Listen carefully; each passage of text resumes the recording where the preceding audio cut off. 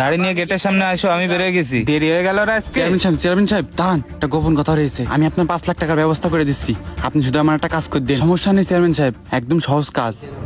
আপনি শুধু কয়েকটা কাগজে সইসাক্ষর দিয়ে দেবেন, আর সালিশ বিচার হলি আপনি শুধু পোলাপান নিয়ে আমার পাশে থাকবেন, তাতে আমি আপনার 5-6 লাখ টাকা দেবো। কি এমন কাজ যে একটা সইতি 5 লাখ টাকা দিবিনি? একটু খুলে কদিনই। তেমন কোনো কাজ না তো, আমার ভাই যে বিদেশ থাকে না, আমার বাপের জমি জায়গাগুলো সব আমার নামে লিখে দেবেন। আমার বাপের যা বুঝনো তা বুঝনো রয়েছে, শুধু আপনি সইসাক্ষর করে দেবেন। আরে এই পাগল, তোর বাপের জমি তুই তো পাবি, আবার আমার এক সইতি 5 লাখ টাকা দিবি, ব্যাপারটা বুঝলাম। আরে চেয়ারম্যান সাহেব, আমার ভাগ তো আমি পাবো, কিন্তু আমার যে ভাই বিদেশ থাকে না, ওর ওই জমিটুকু আমার লাগবে। কিভাবে দেবেন সেটা আপনি জানেন, আর এই কাজের জন্য 5-6 লাখ টাকা দেবো। ও তাহলে এই বিষয়, মানে তোর ভাইয়ের জমিটুক তোর নামে লিখে দিতে হবে। যদিও এটা অপরাধ, কিন্তু 5 লাখ টাকা দিলে আমার জন্য কোনো বিষয় না। পাশে আমার ছেলে রয়েছে, হ্যাঁ, এই বিষয় নিয়ে অফিসে যাই আলোচনা করবো। না না চেয়ারম্যান সাহেব, আপনার এখনই ফাইনাল দিতে হবে, আমার কাগজপাতি রেডি করা লাগবে না। এই চুপ, আমার ছেলে এগুলো পছন্দ করে না, শুনলি খেপে যাবেন। অফিসে যাই কথা হবে। দাঁড়ান চেয়ারম্যান সাহেব, আমার কাগজপাতি রেডি করা লাগবে না। আরে এই চুপ করতে গেলাম না। কি আব্বা, তোর কিছু লাগবে? লাগবে, তোমার পদত্যাগ লাগবে। তোমার মতো মানুষ চেয়ারম্যান হওয়ার যোগ্যতা রাখে না।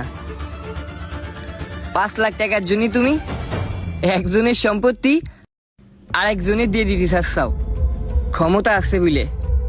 আবার একটা কথা জিজ্ঞেস করবো, তোমার বেতন তো বেশি না, তাহলে এই বিলাসবহুল বাড়ি, যেখানে সেখানে জমি কিনে বাড়ি করা, কোনতে আসে এই টাকা? তোমার ব্যবসা, তোমার ব্যবসার নাম কি এগুলো? একজনের জমি আর একজনের করে দিয়া, মানুষের খারাপ কাজে সাপোর্ট দিয়া। এই মন রাব্বা, তুই এসব কি করছিস? তুই যা ভাবতেছিস সেসব কিছু না। ও একটা ব্যবসার বিষয়ে কথা হচ্ছিল, সেই বিষয়ে আলোচনা করছিলাম। ভাইপো, তুমি ভুল বুঝতে চাও, এ বড়দের ব্যাপার সেবার, তুমি বুঝবার না। আমি কি অশিক্ষিত? আমার বাপের যদিও 2 নাম্বারই টাকা, তাও কিন্তু সে আমার পড়ালেখা শিখিয়েছে। আমি কি ভুল বুঝতেছি? আর আব্বা ব্যবসা, আমি তোমার ছেলে, আমি তোমার ঘরের লোক, আমি জানি। সালিশের জন্য কেউ যদি তোমার পকেটে 2000 টাকা পুড়ে দিয়েছে, তুমি তার পক্ষে কথা বলিছো, তার মধ্যেই পুড়ে দিছো সালিশ। আবার তুমি অমানুষের মতো সবসময় কাজ করিসাও, শুধুমাত্র টাকার জন্য। আরে এই মন, এই তোর খাওয়াই পাড়ায় মানুষ করেছিস কি আমার গলায় পাড়া দেওয়ার জন্য? মানুষের সামনে মান সম্মান নষ্ট করার জন্য? আরে এই হুসাইন, এই তুই কিছু করছিস না কেন? আমি কি খারাপ কিছু করতে যাচ্ছি? খারাপ কিছু করতে যাচ্ছাও না কি করতে যাচ্ছাও? হ্যাঁ, আপনি আমারে শিখুন।